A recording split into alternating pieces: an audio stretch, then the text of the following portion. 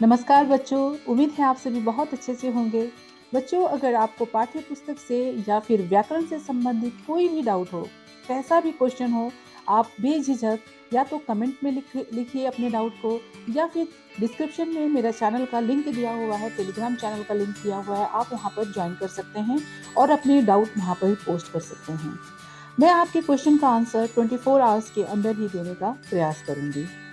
तो बच्चों, चलिए स्टार्ट करते हैं आज का टॉपिक। पदबंध जानने के पहले सबसे पहले हम शब्द जानते हैं, क्योंकि पदबंध जानने के पहले व्याकरण क्या होता है, शब्द क्या होता है, वर्ण क्या होता है, इसको अगर हम जानेंगे तो बहुत ही अच्छे से समझ में आता है। ठीक है, तो व्याकरण, पूरे संपूर्ण व्याकरण को कितने भागों में बांटा गया है बच्चों? 4 भागों में बांटा गया है। ठीक है, पूरे संपूर्ण व्याकरण को 4 भागों में बांटा गया है। कौन कौन सा है आपका?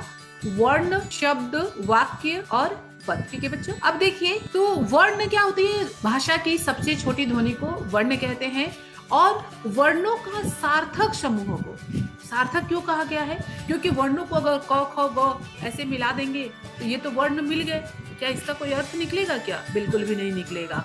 तो वो इसलिए कहा जाता है कि वर्णों के सार्थक समूहों को हम क्या कहते हैं? शब्द कहते हैं। जैसे लड़की, आम, राम, रावण, ये सारे क्या है? शब्द है। जब तक ये स्वतंत्र रूप से प्रयोग किए जाते हैं तब तक ये क्या है? शब्द। अभी वाक्य किसे कहते हैं बच्चों? वाक्य क्या होता है?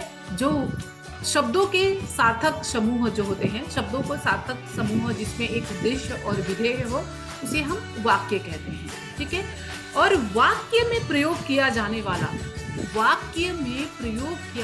वाला प्रत्येक शब्द को हम पद कहते हैं। तो बच्चों, जब पद क्लियर हो जाएगा तब हम आगे पढ़ेंगे पदबंध क्या होता है। जैसे अभी आपने देखा, पढ़ा, ये लड़की, आम, पुस्तक, ये क्या है? शब्द है, क्योंकि ये स्वतंत्र है, वाक्य में प्रयोग नहीं किए गए हैं, तब तक ये शब्द है। लेकिन अगर इसी लड़की से, लड़की आम खाती है, लड़का पुस्तक पढ़ता है, राम ने रावण को मारा, तो जब इन्हीं शब्दों को हमने वाक्य में प्रयोग किया तो अब क्या होगा? वाक्य में प्रयोग किए जाने वाला प्रत्येक शब्द, केवल ये नहीं कि आम और लड़की, जितने भी शब्द आए सबके सब क्या हो जाएंगे? पद कहलाएंगे। इन वाक्यों में लड़की, आम, लड़का, पुस्तक, राम, रावण शब्द, अब शब्द नहीं होंगे। अगर वाक्य के अंतर्गत अगर कोई रेखांकित कर दिया गया और एग्जाम में प्रश्न आया कि ये पुस्तक शब्द है या पद, तो आपको क्या लिखना है बच्चों? वहाँ पे लिखना है आपका ये पद है। और अगर इसे स्वतंत्र है तो ये क्या लिखना है? इसे हमें ये शब्द है। ठीक है बच्चों, शब्द हमने पढ़ लिया, पद भी पढ़ लिया। तो शब्द क्या होगा? जब तक शब्द क्या है? वाक्य के बाहर होते हैं, मतलब जब तक डिक्शनरी में रहते हैं, शब्दकोश में रहते हैं, तब तक वो क्या होंगे? शब्द कहलाएंगे। और जब वही शब्दों का प्रयोग वाक्य के अंदर में आ जाएंगे तो वाक्य के नियमों के अनुसार, अर्थात व्याकरण के नियमों के अनुसार वे बंध जाते हैं, तब वे शब्द स्वतंत्र नहीं रहते।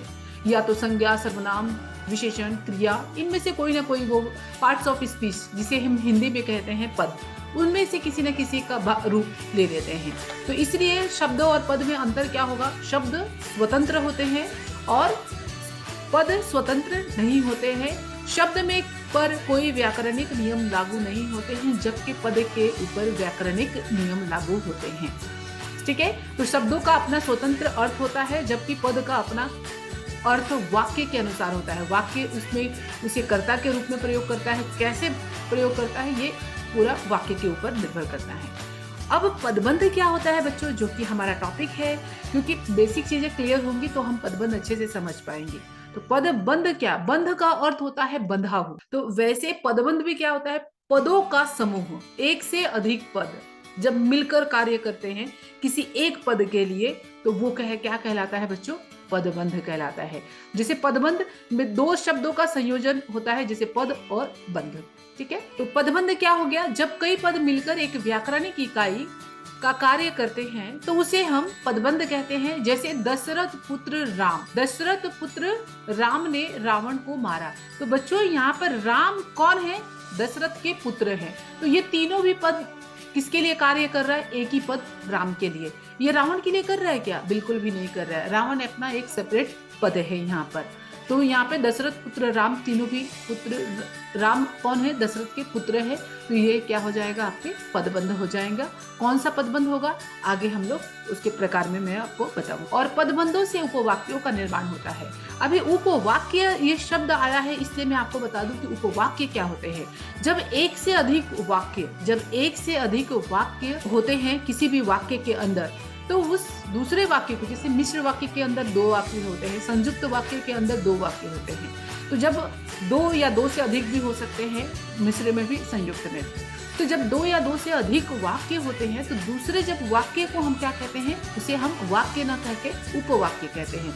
मतलब वाक्य का ही एक दूसरा भाग। ठीक है बच्चों, इसे कुछ एग्जाम्पल के जरिए हम लोग देखते हैं। उसके बाद नेक्स्ट वीडियो में हम लोग देखेंगे पदबंध के प्रकार।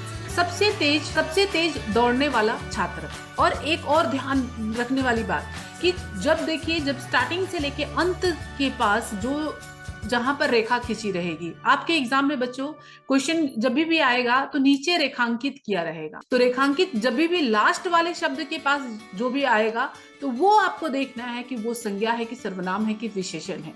अगर उसको आप पहचान जाते हैं तो आपका पदबंध उसी के आधार पर ही होता है। सबसे तेज दौड़ने वाला छात्र।